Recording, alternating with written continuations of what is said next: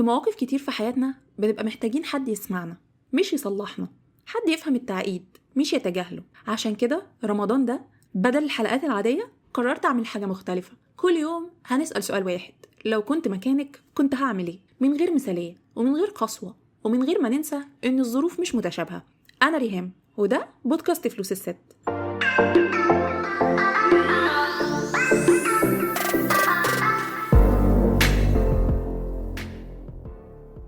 أهلا بيكي في فلوس الست، بودكاست لكل بنت وست مصرية عايزة تمسك زمام فلوسها حتى لو دخلها على قده. هنا هنتكلم عن الميزانية، الادخار، الاستثمار، وازاي توصلي للحرية المالية خطوة بخطوة.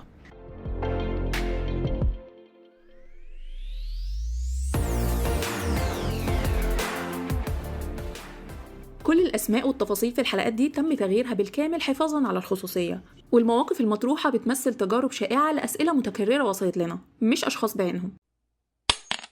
سمر عندها 29 سنة، بتحب رمضان، بس كل سنة تحس بضغط مادي، عزومات، طلبات، مصاريف بزيادة، وتدخل الشهر وهي قلقانة. المشكلة أكيد مش في رمضان، المشكلة إن سمر مش شايلة رمضان فوق طاقته. لو كنت مكان سمر، أول حاجة هعملها إن أعيش رمضان بشكل مناسب لظروفي. تاني حاجة كنت هفصل بين الكرم والاستنزاف. تالت حاجة هاخد قرار صغير برمضان أبسط وأهدى. ده اختياري لو كنت مكانك، مش الحقيقة المطلقة ولا القرار الصح الوحيد. انتي أدرى بظروفك، بس البركة مش في الكترة.